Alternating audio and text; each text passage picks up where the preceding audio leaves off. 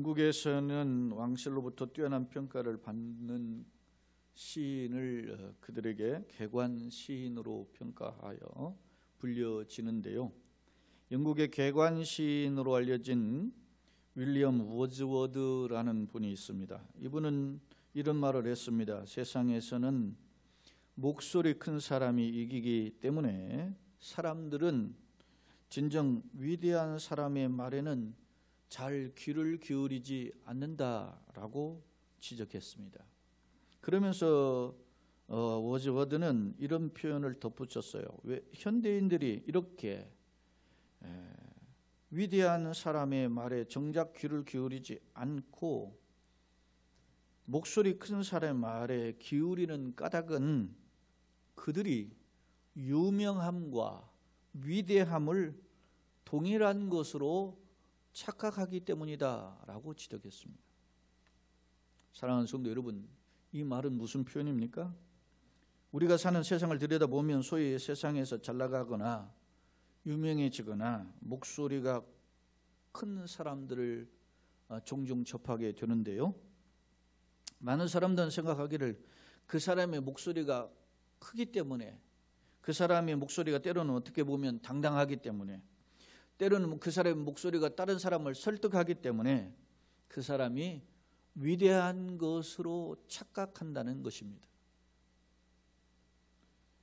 다시 말해서 유명함과 위대함은 근본적으로 다른 것임에도 불구하고 사람들은 세상에서 잘 나가고 유명해지면 그 사람이 마치 위대한 사람인 양 착각하는 경향이 있다라는 것입니다. 때문에 그 사람이 위대한 것인지 유명한 것인지를 정작 분리하지 않고 무조건 잘 나가면 박수치는 경향이 있다라는 점입니다. 그런데요, 더 큰 문제는 이러한 세상적인 풍조가 오늘날 교회 안에 그대로 통용되고 오히려 팽배하다는 사실입니다. 예컨대 혹자의 경우 교회 안에서 봉사를 잘하고 또 헌금도 많이 하고 그래서 저 집사님 없으면 교회가 안 돼, 이런 말을 듣게 되면 그래 내가 없으면 안 되지 하면서 으쓱 하며 목에 힘을 주는 경향이 있고 오히려 갈수록 그의 목소리가 점점 커진다는 점입니다. 또한 세상적인 지위와 유명세가 교회 안에서 그대로 대접받고 인정받고 부러워하는 그런 경향이 있음을 우리는 주변의 교회를 통해서 종종 발견할 수 있습니다. 안타까운 점은 상당수의 교인들이 이러한 교인들이 마치 이러한 교인들을 가리켜서 마치 능력 있다, 그는 정작 하나님 복을 받았어, 위대한 신앙이야, 이렇게 부러워하며 평가한다는 것입니다. 그러나 앞선 워즈워드의 지적과 같이 그가 비록 유명하거나 그가 비록 잘 나가거나 그가 비록 세상의 부러움의 대상이 될지언정 그러나 하나님이 보시기에 정작 그는 위대한 하나님의 백성, 하나님의 일꾼이라고 말할 수는 없다는 것입니다. 그렇다면 유명한 성도가 아닌 위대한 성도, 진정한 크리스찬의 특징은 과연 어떤 모습일까? 에든 윌슨 토저에 대한 글을 보면 그는 이런 고백을 합니다. 자신은 30여 년 동안 목회를 해왔는데 30여 년 동안 목회를 하면서 자신보다 훨씬 높은 수준에서 하나님과 교제하면서 겸손함을 잃지 않으면서도 자신이 증거하는 말씀 앞에 철저히 겸손한 마음으로 경청하는 성도들이 꽤 있다라고 그는 그의 글에서 소개하고 있습니다. 그러면서 그의 책에 몇몇 성경의 사례를 소개하는데 대표적으로 에녹과 노아를 듭니다. 예컨대 에녹은 900여 년 이상을 사는 시대에 짧은 365년이라는 세월을 살았지만 그는 하나님과 동행했다라고 성경은 기록하고 있음을 인용합니다. 또한 노아는 그가 120년 동안 방주를 지을 때 사람들의 수많은 조롱과 비웃음을 당하였지만 성경은 노아를 가리켜 그는 하나님의 은혜를 입은 사람이라고 평가함에 주목하고 있습니다. 그렇습니다. 세상은 사람들의 평가, 사람들의 그 박수에 많은 관심을 갖고 삽니다. 그러나 성도는, 진정한 크리스찬은 하나님의 평가, 하나님이 어떤 말씀을 하시느냐에 관심을 두고 산다는 점입니다. 다시 말해서 에녹이나 노아는 세상 기준으로 볼 때 유명한 자도 아니요, 세상 기준으로 볼 때 별 볼 일 없고 초라하고 오히려 조롱을 당한 사람이었습니다. 왜냐? 연령적으로 보면 짧은 인생입니다. 허망한 인생처럼 보입니다. 또 세상 기준으로 볼 때는 손가락질 당하는 사람들이었습니다. 그러나 하나님 보시기에는 그들은 매우 위대한 믿음의 사람이었다는 사실입니다. 그렇다면 세상의 유명자가 아닌 하나님이 위대한 자로 살게 만든 비결은 과연 뭘까? 그것은 한마디로 하나님과의 관계를 세상과의 관계보다 더 중요시 여겼다. 다시 말하면 하나님과 관계를 삶의 제1순위로 여긴 삶이었다라고 평가해 볼 수 있습니다. 오늘 시편 27편의 말씀의 전반부를 읽었는데요. 오늘 시편 27편은 하나님과 관계를 1순위로 두고 사는 한 사람을 소개하고 있습니다. 시편 27편은 이스라엘 왕이었던 다윗의 시로 소개되어 있는데요.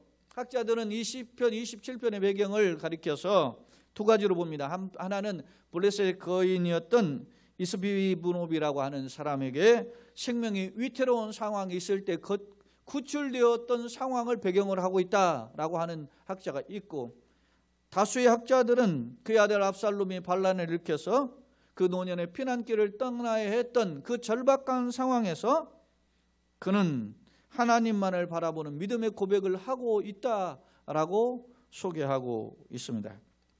먼저 시편 27편 1절로 3절의 말씀을 다시 한번 살펴보고자 하는데요.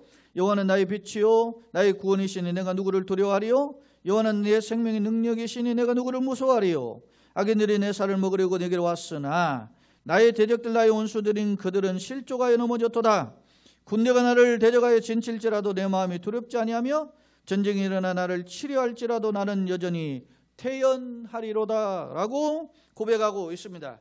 이 1절로 3절의 고백을 보면 다윗은 비록 전쟁의 위기, 심지어는 생명의 위기, 쫓겨나가는 일은 그런 그 백척간도의 생명의 위기 속에 빠진 신세였지만 그는 그 어느 때보다도 태평함을 알 수 있습니다. 그 근거로 예컨대 예를 보세요. 내가 누구를 두려워하리요 라는 표현이 있고, 또 내가 누구를 무서워하리요 라는 표현이 있고, 내 마음이 두렵지 아니하며 라는 표현이 있고, 나아가서 나는 여전히 태연하리로다 라는 표현을 합니다. 4번에 걸쳐서 자신은 지금 현실적으로는 심각한 상황입니다. 현실적으로는 생명의 위기의 상황입니다. 현실적으로는 사회의 기로에 서 있는 상황이 분명합니다. 그럼에도 불구하고 그는 그의 입술의 고백이나 그의 그 고백 속에 표현되는 표현을 들여다보면 그는 두려움이 없는 안전하고 태평한 사람의 모습임을 발견할 수 있는 것입니다. 사랑하는 여러분, 당면은 다윗의 현실은 어려운 역경이었지만 그럼에도 불구하고 그는 걱정 없는 사람의 모습이라는 것입니다. 그렇다면 도대체 무엇이 다윗으로 하여금 생명 위기 속에서도 담대하고 태연함을 유지할 수 있게 만들었을까? 그것은 바로 앞서 이야기했던 하나님과 다윗의 관계, 다시 말하면 하나님과 다윗의 관계가 친밀한 관계로 상황은 바뀌었지만 환경은 위기였지만 여전히 유지되고 있었다는 사실입니다. 사랑하는 성도 여러분, 오늘 코로나19가 와도 태풍이 몰려와도 이 장대비가 계속 쏟아지는 상황이 와도 경제적인 어려움이 와도 오늘 우리가 주님과의 관계가 흔들리지 않기를 예수님의 이름으로 축원합니다. 특히 시편 27편 1절에 다윗은 하나님 향하여 이런 표현을 해요. 여호와는 나의 빛이요 나의 구원이시니, 그러면서 내 생명의 능력이시다 이렇게 표현하고 있어요. 1절에 나의 빛 나의 구원 내 생명의 능력, 하나님이 나와의 관계 속에서 어떤 존재인가에 대한 표현을 하고 있는 말씀 아닙니까? 여기에 보면 빛은 흑암을 물리치는, 어둠을 물리치는, 죄와 사망의 권세가 어둠 아닙니까? 어둠을 물리치는 분이시다. 할렐루야. 다윗은 이런 고백을 하고 있어요. 구원이라는 거예요. 실질적인 삶의 현장의 대적자로부터 나를 건지시는 분이다. 그런 표현이 있고, 심지어 내 생명의 능력이라 라는 표현을 했어요. 이 능력이라는 단어를 제가 살펴보니까 히브리어로 마우즈라고 하는 단어예요. 그런데 이 마우즈라는 단어가 원래 어디에서 인용된 단어냐면 피난처라는 단어예요. 다시 말하면 자기는 생명이 지금 백척간도의 위기 속에 있는데 하나님은 나의 피난처입니다. 할렐루야. 그렇습니다. 사람들은 이 코로나가 오니까 마스크가 나를 살린다고 정부가 그렇게 하고 오리준 이야기하고 전문가가 이야기하니까 그렇게 하는 것은 막 소위 말하면 마스크는 나의 목자시니 내가 부족함이 없으리라 이렇게 돼버렸어요. 지금. 사랑하는 여러분, 마스크를 쓰지 말자는 말이 아닙니다. 마스크를 쓰더라도 마스크 이면에 나를 지키시고 보호하시는 분은 여호와 하나님인 줄로 믿습니다. 내 가정을 지키시고 내 사업장을 지키시고 내 건강을 지키시고 내 자녀를 지키시고 내 학업과 일터를 지키시는 분은 오직 하나님인 줄로 믿습니다. 그 고백이 이 역경의 상황에서 더 샘솟듯 용달샘과 같이 그 용수섬 치는 것처럼 우리 가운데 되살아나야 되는 줄로 믿습니다. 적어도 다윗의 경우는 그렇다는 거예요. 적어도 다윗은 생명의 위기 속에서도 사망의 음침한 골짜기 상황이었었는데도 불구하고 그는 하나님이 나의 진정한 피난처다. 하나님 나의 빛이요 구원이심을 확신하고 고백하였다는 사실입니다. 무엇이 그를 이처럼 이런 신앙 고백을 이끌었나요? 그것은 위기가 찾아와도 하나님과의 관계를 1순위 두었던 것을 포기하지 않은 것입니다. 사랑하는 성도 여러분, 아무리 힘들어도 하나님의 말씀, 하나님의 기도, 하나님과 교통하는 것을 내려놓아서는 안 되는 줄로 믿습니다. 이걸 내려놓는 순간 죽음인 거예요. 영적인 죽음이 오고 육체적인 죽음이 오고 경제적인 죽음이 오고 삶의 죽음이 오고 찾아오는 것입니다. 하나님을 따라서는 살 수 없는 것입니다. 물고기가 처음에는 물 밖에 나오면 글쎄요 공기를 산소를 빨리 만나니까 좋을지는 몰라도 금방 죽게 되는 것입니다. 말라 비틀어집니다. 저희 집에 조그마한 어항이 있는데 열대 물고기인 구피라는 게 있어요. 근데 어느 날 보니까 어항 밖으로 이 구피 한 마리가 이렇게 몸을 이렇게 마치 멸치가 휘어진 것처럼 휘어져서 말라비틀어져 있더라고. 그래서 난 죽어서 꺼내놓은 줄 알았어. 그래서 이 꺼내놓았으면은 쓰레기통에 버리지 왜 꺼내놨나 그런 생각하고 그냥 지나쳤어요. 근데 나중에 알고 보니까 지가 물 밖으로 튀어나온 거야. 물 밖에 나오는 순간 죽는 겁니다. 예수가 없는 순간 우리는 죽는 겁니다. 하나님이 나의 빛이요 나의 구원이 아닌 순간 나는 죽음이라는 것입니다. 껍질만 앉아있지 말고 껍질만 주님 찾지 말고 여러분의 삶이 주님을 찾고 회복하는 통로가 되기를 예수님의 이름으로 축원합니다. 힘들어도 돈이 없어도 주님을 먼저 찾아야 됩니다. 건강이 연약해도 주님을 먼저 찾아야 되는 줄로 믿습니다. 약을 찾고 의사를 방문해서 진료를 받고 해야 되죠. 돈을 찾으면 돈에 대한 그 지혜를 구해야 되죠. 근데 그 앞서 하나님 이런 상황인데 어떻게 하면 좋습니까? 하나님 도와주세요 라고 하는 하나님께 먼저 엎드리는 믿음의 자세가 필요한 줄로 믿습니다. 보세요. 시편 27편 4절에 보니까 내가 여호와께 바라는 한 가지 일을 그것을 구한다 그러잖아요. 이 절망적인 상황에서 여호와는 나의 빛이요 구원이시고 내 생명의 능력이신 그 하나님께 지금 다윗이 뭐 하고 있습니까? 쫓기는 실세입니다. 언제 잡혀서 죽을지 모릅니다. 그런데 그때 다윗이 행한, 다윗이 하나님 앞에 결단하고 하나님 앞에 갈급한 한 가지 일이 있다는 거예요. 그것을 간구한다는 것입니다. 그것이 무엇일까요? 보세요. 다시 한번 4절을 우리가 읽어보겠습니다. 내가 여호와께 바라는 한 가지 일 그것을 구하리니 곧 내가 내 평생에 여호와의 집에 살면서 여호와의 아름다움을 바라보며 그의 성전에서 사모하는 그것이라. 할렐루야. 다윗은 여러분 보세요. 자신이 지금 왕궁에 있다가 지금 도망가는 신세입니다. 왕궁 곁에 무엇이 있습니까? 하나님의 성전이 있었단 말입니다. 가까운 지구에 하나님의 성전이 있었습니다. 그런데 그 성전을 더 멀리하고 거리를 두고 떠나야만 신세가 되었다는 것입니다. 그런데 그 다윗의 갈급함 속에 하나님, 내가 비록 도망가는 신세지만 이 성전을 사모하는 그 마음을 다시 한번 기억하시고 이 성전 속에서 사는 나의 갈급함을 회복시켜 주옵소서. 내용을 정리해 보세요. 한 가지 일을 구하는데 여호와의 집에서 살면서 여호와의 아름다움을 보면서 그의 성전을 사모하는 것이라 사전은 이야기하고 있고 5절 6절에도 보면은 여호와께서 환난의 나라를 그의 초막 속에, 하나님의 초막은 뭡니까? 이스라엘 백성들이 집이 어디에서요? 초막을 치고도 살았단 말입니다. 광야에서 살 때 초막을 치고 살았어요. 그래서 초막절이라는 절기가 또 있지 않습니까? 또 보면 5절에 지키시고 그의 장막 은밀한 곳에서 날숨. 장막은 천막으로 된 집 아닙니까? 하나님의 성전이라. 초막도 하나님의 성전이고 그의 장막도 하나님의 성전입니다. 6절에도 이제 내 머리가 나를 둘러싼 내 원수에 들리리니 내가 그의 장막에서 즐거운 제사를 드릴게요. 내 원수 위에 들린다는 말은 자기가 승리할 것이라는 거예요. 비록 도망가지만 지금 어려운 환경이 되면 나는 승리한다. 믿습니까?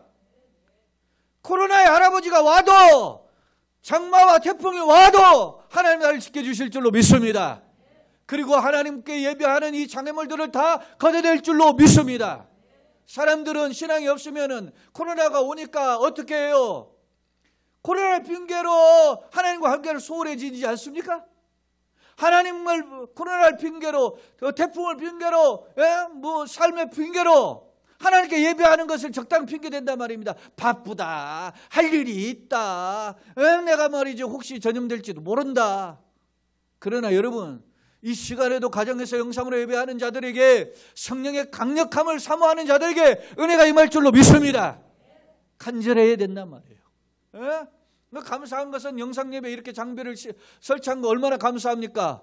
야, 이번에 이 코로나 때문에 이렇게 설치했는데 우리 교우들 가운데 형편이 어려워가지고 몸에 교회 나오기 질질질 끌고 나오고 싶어도 못하는 그런 때가 있을 거란 말이에요. 그럼 버튼이라도 누른 힘이 있으면 하나님이여 예배에 동참할 수 있는 길을 열어주시니 감사합니다.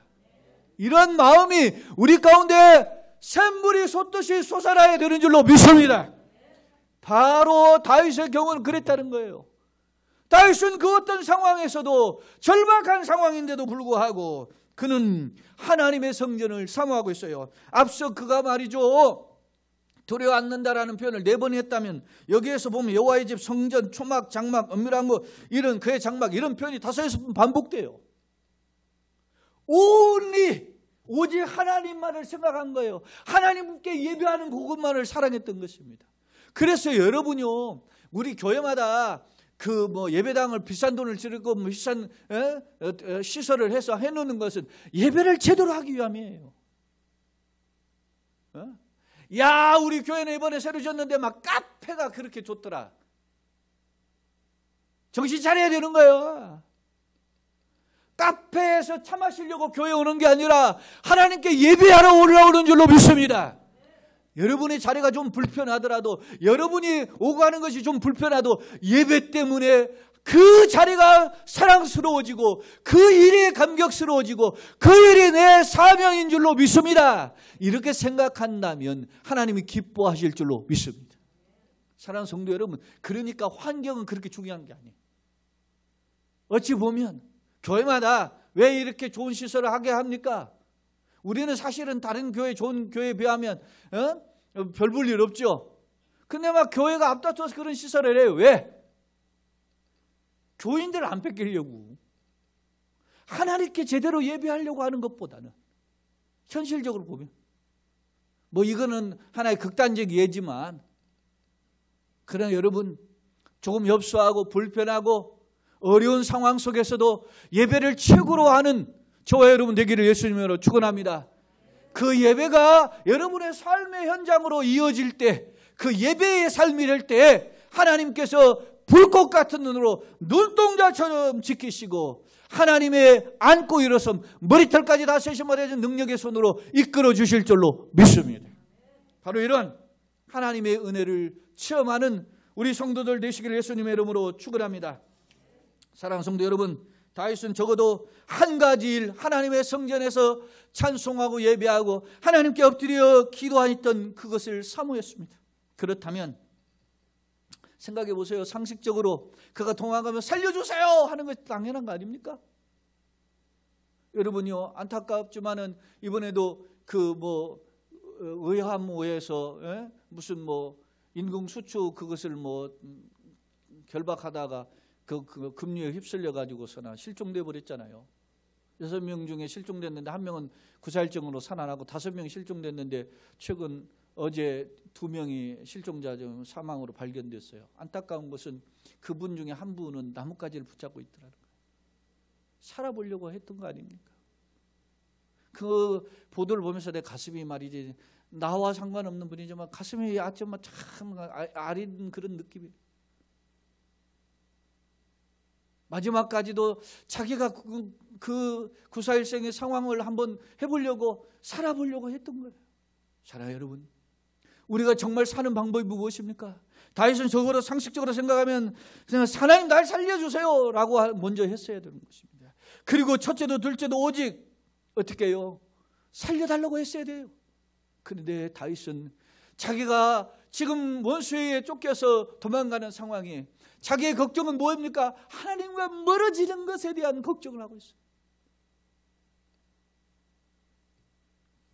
오늘 우리가 7절로 마지막 14를 읽지 않았는데 여러분 보세요. 8, 9절 보십시다. 다윗이 뭐라고 하는지. 너희는 내 얼굴을 찾으라 하실 때에 내가 내 마음으로 보여 주께 말하되 여호와여 내가 주의 얼굴을 찾으리이다. 9절 주의 얼굴을 내게서 숨기지 마시고 주의 종을 놓아여 버리지 마옵소서. 얼굴을 찾으라 할 때 얼굴을 찾겠다 하고 얼굴을 내게서 숨기지 말아달라고 간구하고 있어요. 그러니까 다윗은 사는 길이 뭐라 하는 거예요? 하나님의 얼굴을 찾는 것임을 그는 알았던 겁니다.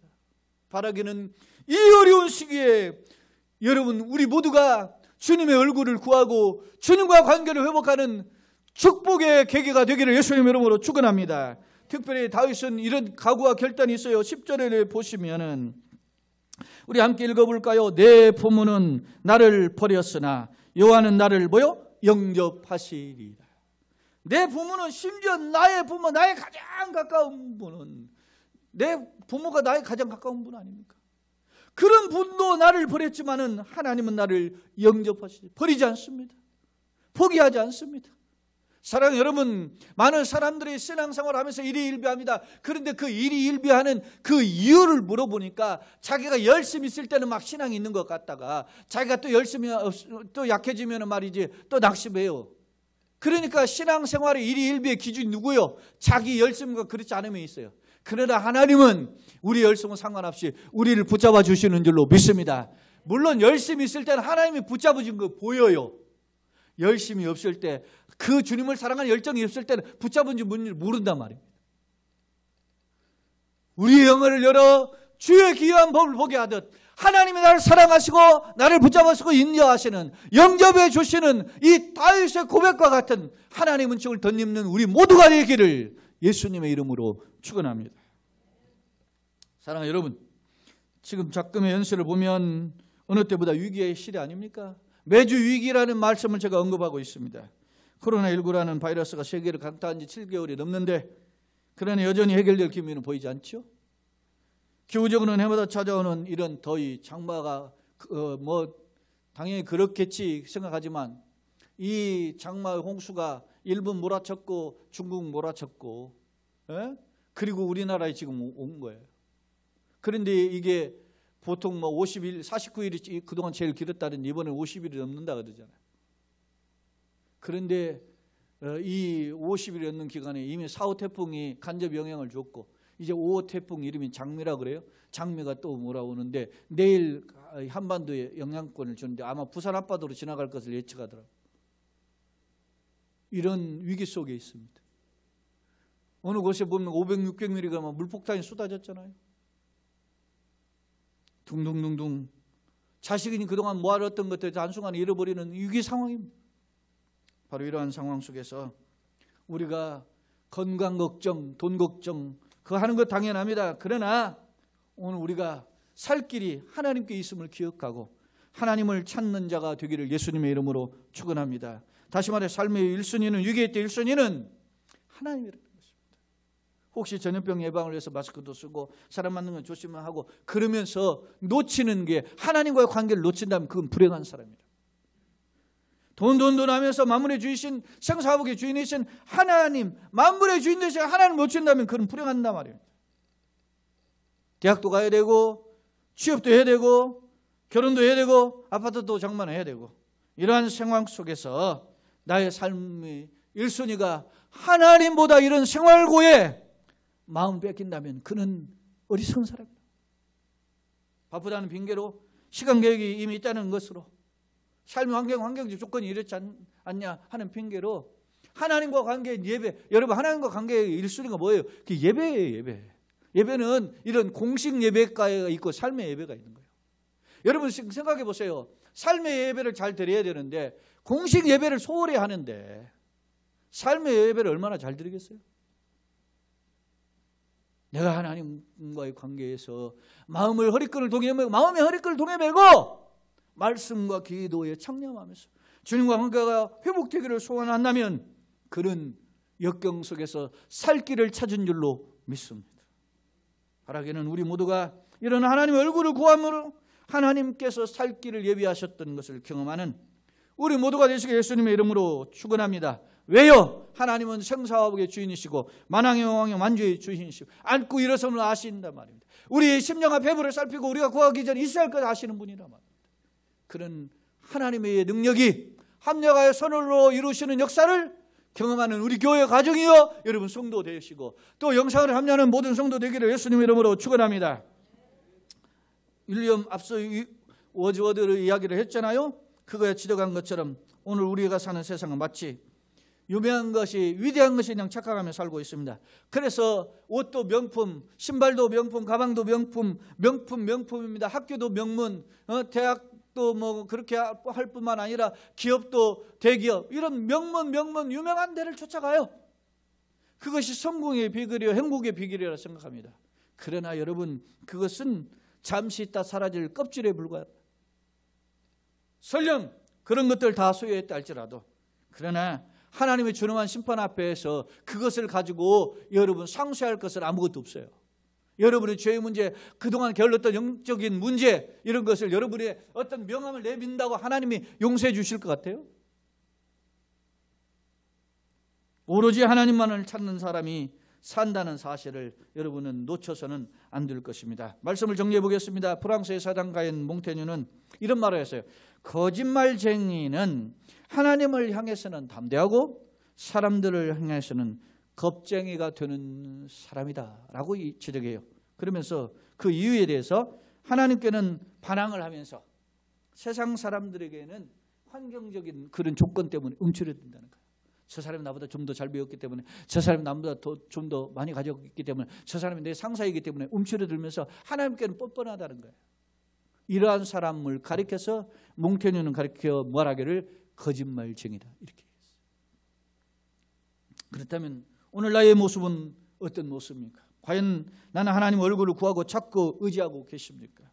혹시 세상 사람들이 보기에 겁쟁이와 같은 존재로 살고 있지는 않습니까? 저 옛날 다윗은 위기의 순간에 세상 것을 먼저 구하지 않고 오직 하나님의 성전, 하나님의 얼굴을 구했음을 우리는 기억합니다. 오늘 말씀과 같이 우리 역시 이 위기의 시대, 역경의 시대에 하나님의 얼굴을 먼저 구하심으로 하나님께서 예비하신 승리를 체험하는 축복의 성도들과 가정과 교회 되기를 예수님의 이름으로 축원합니다. 마지막 성경 한 구절을 읽고 마치겠습니다. 14절을 다 같이 한번 살펴보기를 원합니다. 14절 시작. 너는 여호와를 기다릴지어다. 강하고 담대하며 여호와를 기다릴지어다. 할렐루야. 여호와를 기다리라고 하고 있습니다. 강하고 담대하라고 이야기했습니다. 여호와를 기다리라고 하고 있습니다. 사랑하는 여러분, 지금 두려움이 있는 거 아닙니까? 다윗은 자기가 두려움인데 왜 오히려 지금 청중을 향해서 또 이야기하는 겁니다. 자기의 시를 더욱 읽을 사람을 생각하고 있는 거예요. 자기 옆에 있는 어떤 면에서 보면 자기와 함께 도망가는 사람일지도 모릅니다. 이 사람들이 그를 향해서 이야기합니다. 사랑 성도 여러분, 여러분이 힘을 내야 여러분 옆에 있는 분, 가족이나 누구를 격려할 수 있을 줄로 믿습니다. 내가 용기가 있어야 돼요. 내가 담대해야 돼요. 그 비결이 무엇입니까? 다윗은 하나님의 얼굴이었습니다. 하나님의 성전이었습니다. 그렇습니다. 바라기는 여러분이 하나님의 얼굴을 구하고 하나님을 찾음으로 현실은 답답한 상황이 반복되지만 용기 백배하고 강하고 담대해서 하나님을 모르고 흔들리는, 잠시 잠깐 흔들리는 그런 주변의 사람들에게 용기를 심어주고 격려해주는 그런 믿음의 일꾼, 승리의 일꾼, 진정한 이기는 자들이 다 되시기를 예수님의 이름으로 축원합니다. 아멘.